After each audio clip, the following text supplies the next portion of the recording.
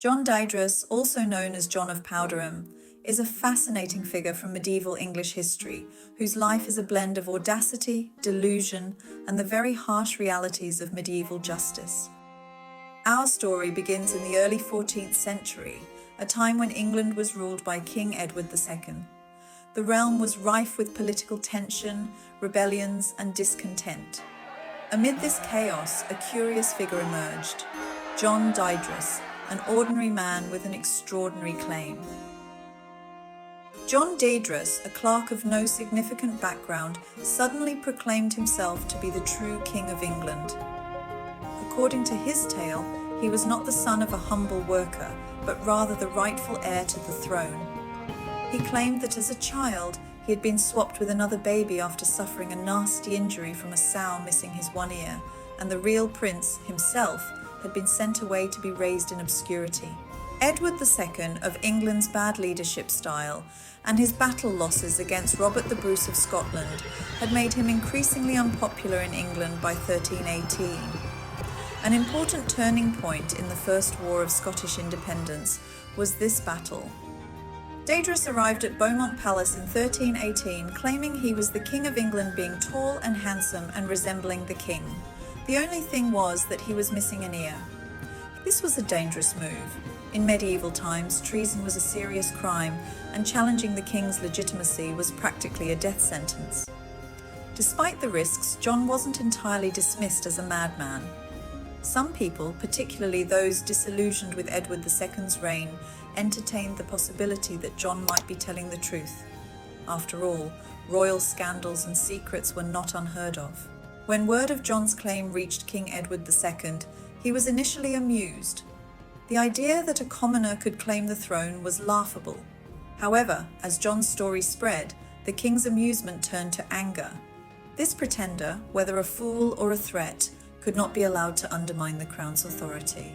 John was arrested and brought before the king's court.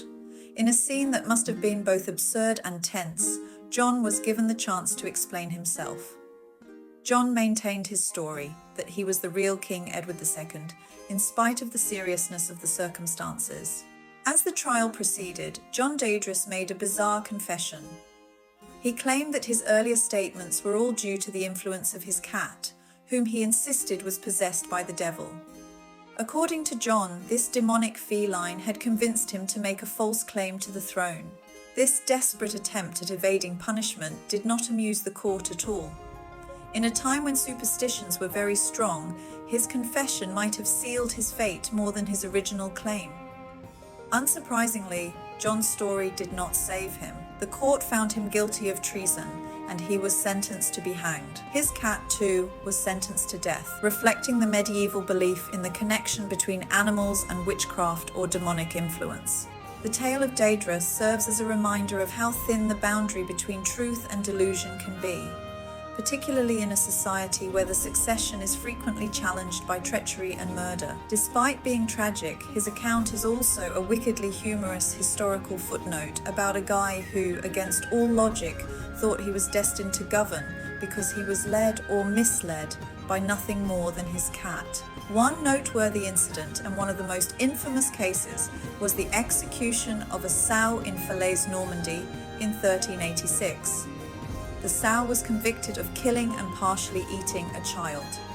The animal was dressed in human clothes, paraded through the town, and then hanged publicly, a spectacle intended to serve as a warning. The practice of putting animals on trial might seem absurd today, but it was part of the medieval belief system. Pigs, along with other animals, were seen as moral agents capable of committing crimes. These trials were often public, complete with judges, witnesses, and sometimes even defense attorneys. The execution of animals, particularly pigs, was meant to serve as both justice and a deterrent.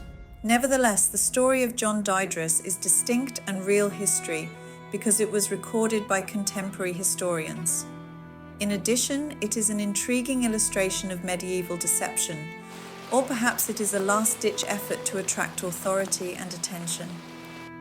The long-running court battle appears to have had a big effect on Edward II's wife, Isabella of France, who felt ashamed of what happened.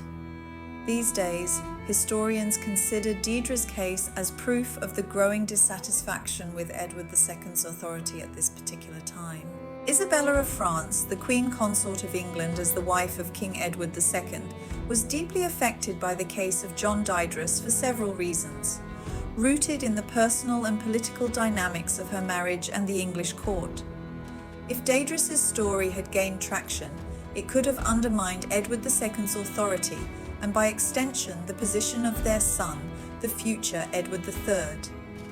Isabella was deeply invested in the legitimacy of her son's future as king, and any threat to that, however absurd, was a cause for concern. By exploring medieval society, we gain insight into the dangers of the time and the unique ways people interpreted and responded to those dangers. Thank you for watching another strange historical tale with us. If you enjoyed this journey into the bizarre and the unexpected, don't forget to like, subscribe, and hit the notification bell for more curious stories from the past. Until next time, keep exploring the weird and wonderful world of history.